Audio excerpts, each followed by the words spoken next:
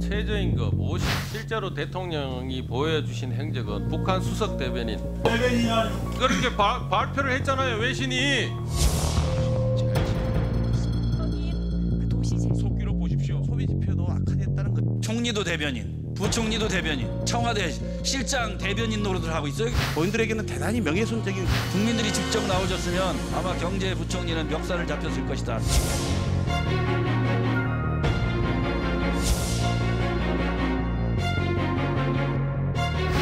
마이크 없이 하시는 말씀이 훨씬 더 크게 들리네요. 조롱 섞인 어투로 재밌습니까 지금?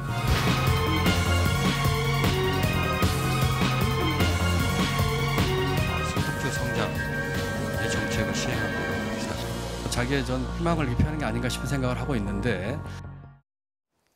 네, 첫 순서 정치 와호 장룡입니다.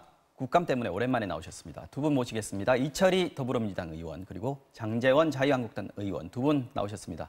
안녕하십니까? 안녕하세요. 예, 오랜만입니다. 네. 국정감사하시느라 고생들 많으셨습니다. 지금도 좀 하고 있습니다, 저는. 그렇죠, 운영위원이시죠? 네. 네. 자, 장제원 의원님 내내 지금 국회 예결위에서 예산안 심의가 시작됐는데 그제부터 이제 시끄러운 소리들이 계속 나오고 있습니다. 슈퍼 예산안이다. 이 처리를 놓고 지금 여야의 공방이 뜨거운데 그제 이제 민주당 박완주 의원이랑 조금 심하게 언쟁을 하셨습니다. 이게 송원석 의원의 질의가 이제 시작이었는데 거기에 이제 초선 의원인데 사선의 박영선 의원이 나섰고 간사인 장제원 의원께서 여기 이제 방어에 나서신 거다 이런 얘기들이 있더라고요. 하여튼 언론에서 이제 그 보도되는 거 보면 네. 제가 좀 국민들께 좀 죄송한 마음은 있어요. 저희가 저렇게까지 심각하게 좀 다툴 문제는 아닌데 다만 제가 조금 정말 이건 아니다 싶었던 게 우리 송원석 의원이 대한민국의 통계청 자료를 가지고 대한민국이 참 경제 위기다라는 지적을 하고 있었는데 사선의 박영선 의원께서 국회의원 된 지 5개월밖에 안 된 초선 의원한테 대한민국 경제 위기를 조장하고 있다. 송원석 의원과 자유한국당이 좀 너무 과한 말씀을 하셨잖아요. 거기에 대해서 이제 예산심사 처음에 시작하는 이 우리 자유한국당 제가 책임을 맡고 있는데 항의를 하고 있었거든요. 근데 제가 의사진행 발언을 하고 있는데 옆에 앉아가지고 좌석에서 독해도 못하는 사람이 국회에 왔네? 이런 발언을 이제 박완주 의원이 하시더라고요. 그래서 제가 의사진행 발언 끝나온 다음에 말 조심해라. 이제 그게 발단이 돼가지고 하여튼 우리 국민들이 보시기에 조금 좋지 않은 모습을 연출한 것 같습니다. 장 의원님은 원래 의사진행 발언권을 가지고 얘기하셨는데 그렇습니다. 박완주 의원께서는 마이크 없이 얘기를 하시고 있죠. 근데 참 이틀 지금 3일째 이렇게 질의를 하고 있는데 여당이 아직까지 야당인 줄 아시나 봐요. 여당이면 야당의 발언을 좀 이렇게 경청해 줘야 되는데 한 몇 분 계세요. 다 이렇게 정해놨나 봐요, 조직적으로. 누가 발언하면 누가 커버하고, 누가 발언하면 누가 커버하고.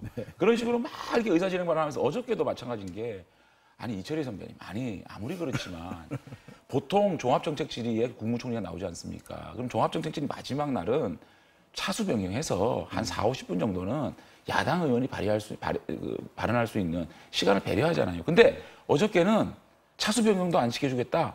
그래가지고 12시 전에 끝나버렸어요. 참 이런 것들이 너무 안타깝다. 저희들이야 말하는 자유밖에 더 있겠습니까? 저희가 뭘 할 수 있겠습니까? 야당의 발언을 좀 경청했으면 좋겠다 생각이 듭니다. 이 의원님 어떻게 보세요? 어저께 그저께가 첫날이었으니까 이게 초반에 예산안 심의 놓고 기선제압하는 싸움이 여든 야든 붙은 거 아니냐 이렇게 보는 게 맞나요? 뭐 그런 것도 있겠죠. 네. 되게 이제 회의를 들어가면 좀 이렇게 핫하게 붙을 경우다 그러면 이른바 서로 작전을 좀 짜죠. 저희 작전 없이 주로. 근데 이제 우리 장제원 의원님이 계신 데는 간사 역할을 많이 하시니까 저희가 일종의 이제 장수죠, 우리가 장제원. 앞으로 아마 예산안 통과될 때까지는 아마 우리 국민들 사이에서 장제원이라는 이름 석자를 많이 들으셔야 될 겁니다.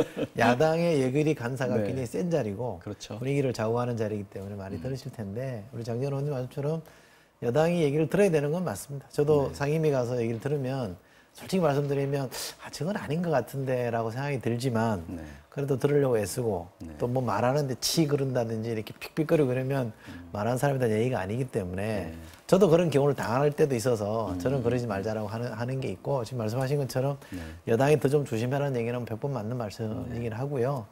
얘기를 상황은 제가 잘 모르겠습니다만 제가 운영위는 차수 변경해서 했습니다, 어제. 어저께 차수 변경 하셨잖아요. 차수 변경해서 하물며 야당이 하자는 대로 다 했거든요. 그러니까 대개는 그렇게 진행을 합니다. 근데 그 특수상황은 제가 몰라서 편을 못 들고 누구 말이 맞는지 모르겠습니다만 가급적이면 저는 예의를 지켜가면서 말할 기회는 충분히 보장하되 서로 타협할 건 타협하면서 풀어가는 게 좋지 않나 싶어요. 아, 유난스럽게 제가 발언할 때 목소리 워낙 크셨어요. 아니 제가 발언할 때 꼭 옆에서 뭐라 그래요. 도대체 이제 이해가 안 되고 그것도 사선 의원 이런 분들이 보통 얘기를 사선 들어오지도 않지 않습니까? 우리는 간사가 사선입니다. 그러니까요. 제가 무거워 죽겠습니다.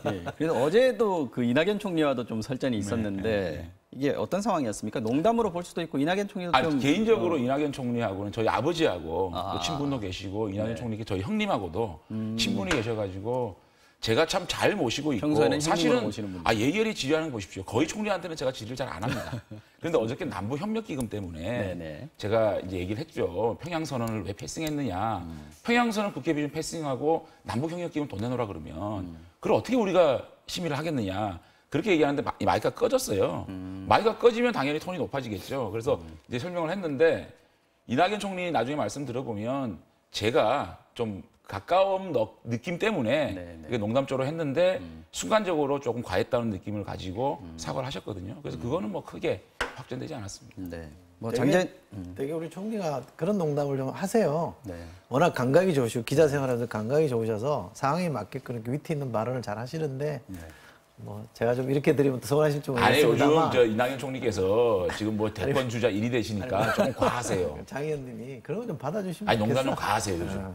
받아주세요. 네, 장 의원님 얘기는 이쯤 하고요. 이 의원님 어제 예결위에서 또 야당 의원이 이 총리를 장하성 청와대 정책실장의 대변인이다 이렇게 얘기한 거 이 부분은 또 어떻게 보십니까? 이것도 좀 논란이 되는데요. 사실 뭐 국회의원들이 못할 말이 어디 있겠습니까? 욕이 아니면 사실은 자기 주장을 하기 위해서 무슨 표현이든 쓸 수 있는데 뭐 자리 때문에 꼭 그런 건 아닙니다만 그래도 일국의 총리에 대해서 이렇게 좀 약간 이렇게 좀 모욕을 주는 듯한 발언은 좋지 않은 것 같고요. 아마 그분도 해놓고 나서 아차 싶었을 생각했을 겁니다. 근데 표현이라는 게 이게 엎질러진 물처럼 한번 내뱉고 나면 서로 담기가 어렵잖아요. 저도 방송하거나 어디 가면 하고 싶은 말을 다 하면 사고 난다는 생각을 항상 갖고 있거든요. 그래서 말은 좀 주의를 하되 하고 싶은 얘기 다 해야 된다. 그래서 표현은 좀 가려서 했으면 좋겠다는 생각을 합니다. 여기서는 사고를 치시더라도 좀 마음껏 말씀하시죠. 아니 근데 이제 그 상황을 조금 설명을 드리면 제가 현장에 있었기 때문에 설명해 주십시오. 그러니까 우리 그 자유한국당 의원 한 분이 장하성 실장이 지난번 결산 심사 때 와서 본인의 입으로 연말이면 일자리 상황이 괜찮아질 것이다. 이렇게 있었죠. 거의 확정적으로 얘기를 했는데 또 이번에 최근에 엊그저께입니까 민주당 당정회의 가서는 내년이면 괜찮아진다. 이런 얘기에 대해서 저희들이 들을 때는 도대체 그러면 우리 국민들이 언제까지 희망 고문을 할 것이냐, 양측이 소년이냐 이런 얘기들을 했는데 국무총리도 그렇고 부총리도 그렇고 거의 다 장하성 실장의 역성을 드는 거예요. 그것은 장하성 실장의 바람이었을 것이다. 이렇게 또 변명을 해주세요. 아니 아무리 그렇지만 국회에 나와서 청와대 정책실장이 자기의 바람을 얘기하는 겁니까? 정확한 예측을 통해서 얘기해야 되는 거 아닙니까? 그래서 대변인이라는 얘기가 나왔거든요. 왜 그렇게 총리면 그 장하성 실장 발언이 잘못됐다. 좀 더 정교하게 국회에서 대답해야 되지 않느냐라는 정도는 얘기해 줄 수 있는데 그렇게 자꾸만 이제 변명을 해주시니까 이제 그런 얘기가 나왔거든요. 기본적으로는 총리가 아무래도 같이 이제 일하는 정부 내에서 일하는 사람이니까 조금 이렇게 편을 들어주고 싶고 보여주고 싶은 건 당연한 건데 제가 본회의장에서 대정부 질문할 때 총리 말씀하시는 거 들어보면 국면이나 정부에 누가 발언한 것에 대해서 잘못된 건 잘못됐다고 지적하시잖아요. 본회의장 답변할 때 보면 그건 좀 과했습니다. 이건 잘못됐습니다. 얘기하니까 무작정 감싸주려고 그러지 않는다는 건 아시잖아요. 그런데 장하성 실장도 자기 생각을 얘기한 거고 김동연 부총리도 자기 생각을 얘기한 거니까 그게 또 완보이스면 완보이스라고 또 나무래고 틀리면 틀리다고 나무래는 게 야당이라는 건 충분히 이해하겠는데 너무 그렇게 막 그 편들어주는 거 가지고 뭐라 그러면 이게 뭐 어떻게 합니까? 편 좀 들어야죠. 근데 참하지 마세요. 아니 민주당이 여당 됐잖아요. 그러면 야당의 발언에 대해서 조금 불만일 수밖에 없지 않습니까? 저희도 여당할 때 야당이 뭐라 그래? 명박 박명 그랬어요. 아무리 대통령을 두고 박명이라뇨. 그렇게 하면 안 되지. 그걸 박근혜 대통령 뭐라 그래? 귀태라 그랬어요. 그런 발언까지 저희들이 듣고 살았거든요. 그럼 대변인 정도면 양호하지 않습니까? 아니, 귀태보다는 귀태란 발언 때문에 거의 엄청 막 아니 그러니까 대변인 정도면은 사실은 뭐 아니지. 준수한 거 아니에요? 근데 그거를 조금 경청하고 아니면 아니, 뭐 이렇게 발언 얘기하면 끝난 어때요? 다음에 발언 끝난 다음에 좀 이렇게 잠시만요. 어제 대변인이라는 얘기 또 한 번 더 나왔습니다. 문 대통령을 통해서 이제 대해서도 이제 대변인이라고 얘기를 했는데 운영위 자리에서 나왔단 말이죠. 이 부분은 어떤 상황이었습니까, 이 의원님? 그 블룸버그의 9월달 기사를 가지고 이렇게 썼는데 제가 나중에 그 기사를 다 읽어보고 청와대 안보실장하고도 얘기를 그 질의를 했습니다만 정확하게 어떻게 얘기하나요? 내용은 그런 겁니다. 그러니까 탑 스포크스맨이라 그래서 그러니까 문재인 대통령이 김정은의 수석 대변인 우리말로 하면 수석 대변인 된 거 아니냐 표현이었는데. 이랬는데 그 제목도 보면 at UN이라고 이렇게 돼 있습니다. 그러니까 김정은이 참석하지 않은 유엔에서 우리 대통령이 문재인 대통령이 김정은의 속내 자기가 나눴던 대화들을 얘기하면서 과거에 서방이나 미국이 불신했던 걸 자기도 충분히 이해한다. 여전히 자기도 그런 점이 있다. 그런데 만나서 얘기해보니 지금은 좀 다른 것 같더라. 그리고 예를 든 게 그 평양 가서 정상회담한 생중계 하지 않았느냐. 그 생중계 하면서 전 세계 많은 분들이 직접 눈으로 확인하기를 자기를 원했다. 자기도 그런 우려스러운 점은 이해하지만 이번만큼은 좀 다르니 한번 가보자. 이렇게 이제 의사를 전달해 준 겁니다. 그러니까 at UN이라고 붙여놓은 거는 기사의 전체 맥락은 문재인 대통령이 김정은의 생각을 유엔에 가서 좀 전달했다 이런 뜻이고요. 그 내용에 보면 그 어떤 학자를 인용하면서 자기는 김정은의 대변인으로 보지 않는다.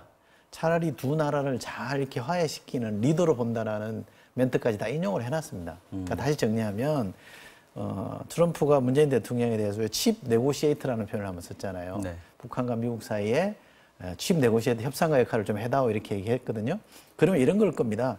트럼프의 생각은 평양 가서 트럼프의 탑 스포크스맨이 돼서 전달을 했을 테고 김정은의 생각은 유엔 가서 탑 스포크스맨에서 전달한 겁니다. 그게 칩 네고시에이터의 역할에 충실한 거라고 저는 보기 때문에 전혀 문제될 게 아닌데 그래도 우리 국민의 정서에 법들은 좀 이게 안 좋지 않습니까? 라고 질의를 해야 되는데 마치 수석 대변인이 된 것처럼 기사 맥락을 좀 왜곡한 건 맞습니다. 제가 볼 때는. 그래서 저희 당 국회의원이 좀 예민하게 반응한 건데 그건 뭐 그럴 수 있잖아요. 자유한국당에서는 지금 우리 정부나 청와대가 유독 북한에 대해서 저자세다 이런 불만이 깔려 있는 상황에서 나온 발언이다 이렇게 봐야죠. 곽상도 의원이 굉장히 품격 있게 질문을 한 거예요.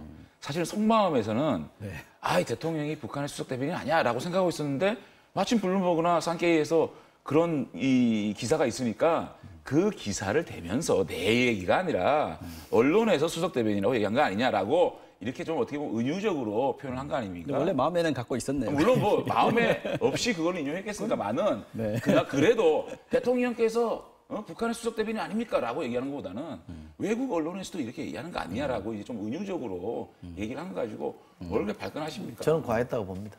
글쎄 뭐 옛날에 민주당에서는 우리 대통령 보고 미국의 하수인 이런 얘기를 했었거든요. 미국의 하수인이라는 얘기가 했어요. 저는 그 표현도 잘못됐다고 보고요. 그러면 저희들도 사실은 좀 과할 수가 있죠. 일국의 대통령을 김정은의 수석 대변인은 좀 이렇게 과한 표현인데 그건 곽상도 의원의 표현이 아니고 블룸버그나 산케이 표현이지만은 그 당시 FDA 할 때 민주당 논평 한번 보십시오. 우리 대통령 보고 미국 하수인이라는 얘기를 했어요. 그분들은요 누군지 모르겠습니다만 그러니까 그것도 잘못한 거거든요. 한미 FTA는 노무현 대통령이 시작한 거잖아요. 어쨌든 노무현 대통령에 대해서 뭐라고 했던 분들이에요. 그러니까 왜 그렇게 그 당시에는 더 심하게 했다는 말씀을 드리는 거예요. 저희들은 굉장히 순화시켜서 말했습니다. 좋습니다. 과거에 잘못된 건 지금 여전히 봐도 잘못된 거고요. 그러나 대통령, 우리 합법적으로 선출한 대통령에 대해서는 예의를 지키는 게 맞다고 저는 그렇게 마무리하겠습니다. 자, 어제 운영위에서 임종석 실장이 옷깃을 연기했다라고 했고 김성태 한국당 원내대표는 폼을 잡는다. 이 말이 이제 화두였던 것 같습니다. 어제 운영이 계셨잖아요. 이제 임 실장의 시찰 논란 이 부분은 좀 정리가 돼가고 있는 겁니까? 돼야 된다고 생각하십니까? 정리된 거죠. 사실은 제가 이게 마음의 매무새를 가다듬는 계기로 삼으라 이렇게 얘기를 했는데 제 얘기는 안 나오고 비서실장 얘기만 자꾸 인용을 하던데 저는 그렇게 생각합니다. 이 의원님께서 정리를 해주셨고요. 어떤 이유로 하더라도 국민 눈높이에 봤을 때 좀 어색하다. 참모인 비서실장이 국무위원인 장관들을 마치 거느리고 가는 것처럼 하는 모양새는 안 좋다라는 지적들이 있었고요. 뭐 저희 여당도 완곡하게나마 그런 지적을 했는데 실장이 거기에 대해서는 앞으로 더 주의하겠다는 얘기를 했거든요. 그럼 이 정도면 마무리하는 게 좋고 제가 우리 장 의원도 아시겠습니다만 임종석 실장이 월권하거나 뭐 어디 가서 호가호위하면서 사고 친 건 없잖아요. 그러니까 한 번 실수한 거로 봐주면 될 것 같아요. 아니 그래서 임정수 실장이 자신이 좀 잘못했다 느꼈기 때문에 오기스를 넘기겠다고 얘기를 했겠죠. 그리고 군사 비밀 유출한 거에 대해서는 좀 뭐 사과를 했지 않습니까? 근데 그분이 사과할 분입니까? 전희경 지난 작년에 전희경 의원 운영위 국감할 때 막 전희경 의원 호통까지 쳤잖아요.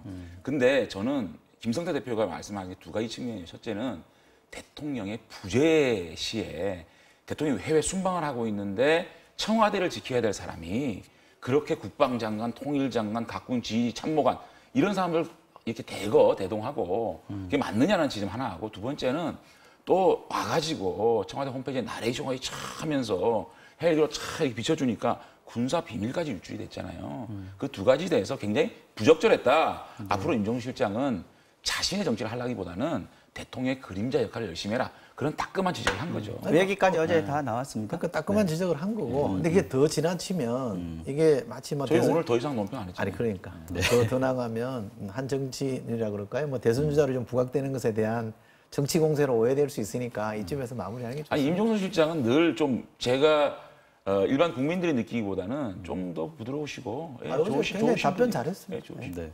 경제 관련 얘기도 좀 해보겠습니다. 지금 김동연 경제부총리하고 장하성 정책실장 동반 교체설 얘기가 나오고 있는데 거의 확정된 것 같아요.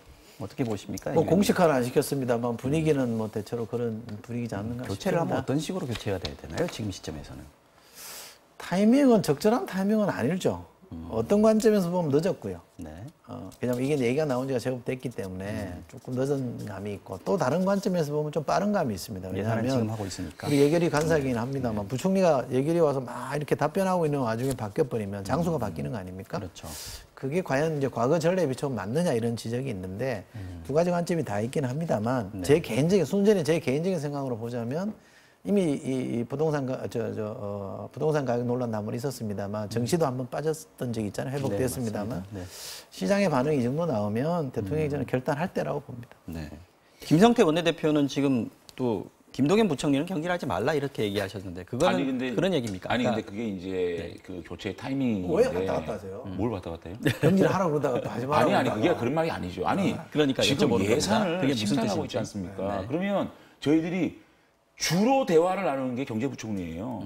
근데 저희들이 이 경제부총리에서 내년 예산에서 막 이렇게 얘기를 하고 있는데 갑자기 카운터파트를 빼버린다. 이럴 만약에 때 교체 그러면 인사청문회고 뭐고 막 해야 되지 않습니까? 그러면 교체된 총리가 집에 가야 되는데 집에 가지 않고 앉아가지고 답변을 하고 있는 겁니다.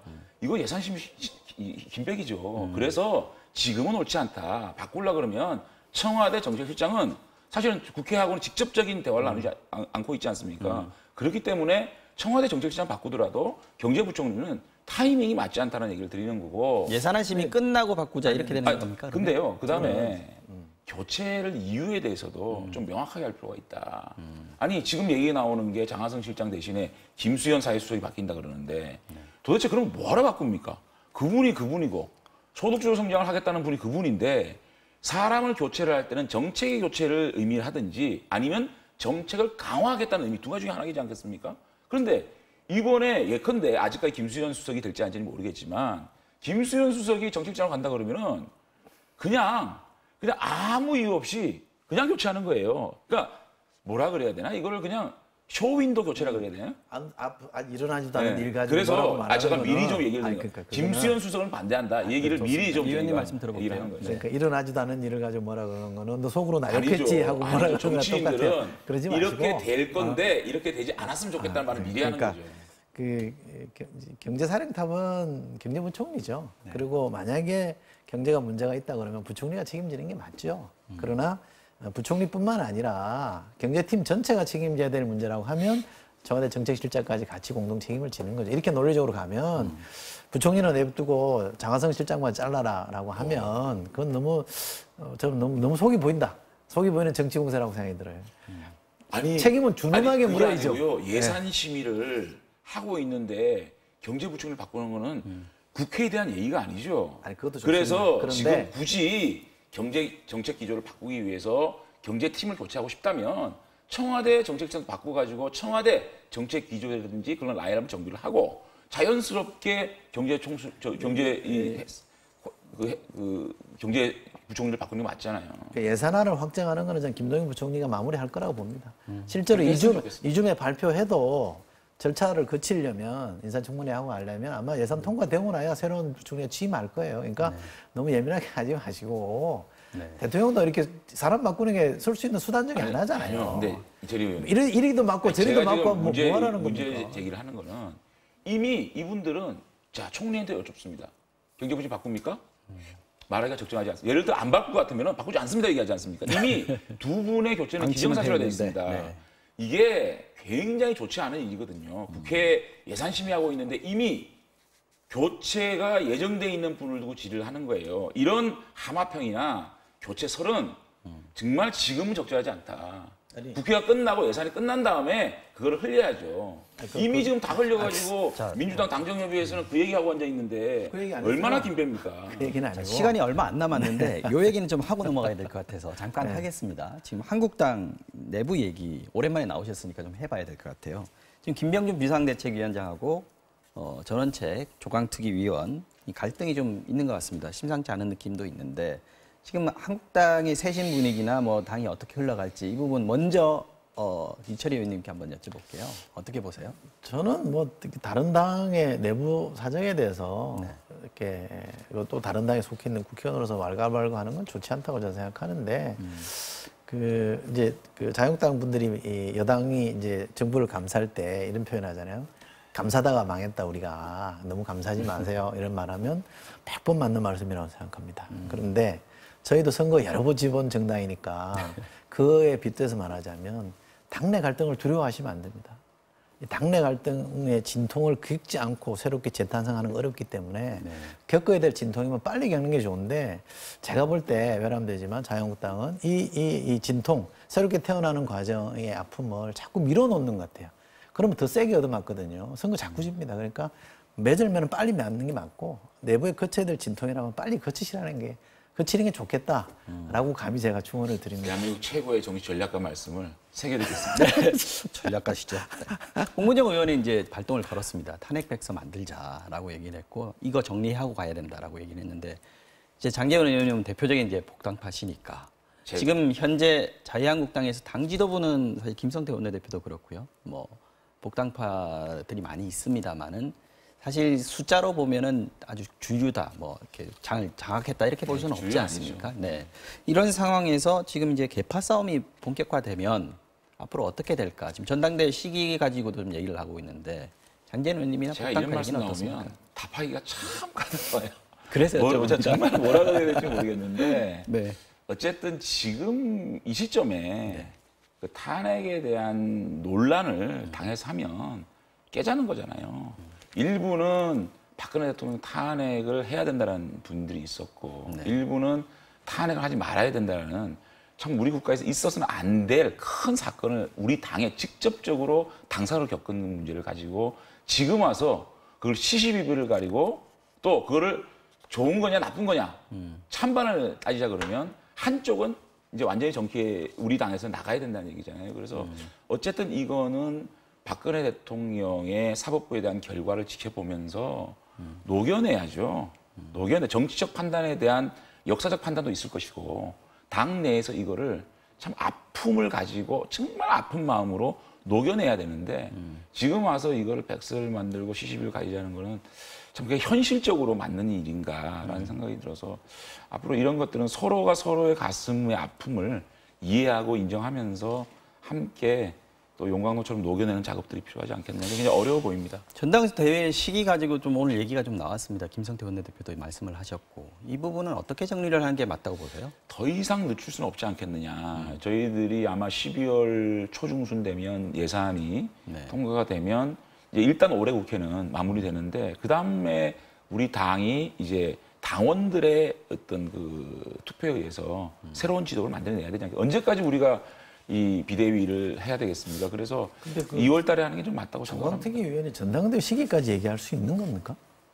글쎄 그건 제가 또 대한 질문을 제가 오늘 자, 오랜만에 나오셔서 그런지 지금 뭐 시간이 너무 모자랍니다. 다음 주에 또 두 분 모시고 계속 이야기를 이어가도록 하겠습니다. 오늘 두 분 나와주셔서 고맙습니다. 고맙습니다. 감사합니다.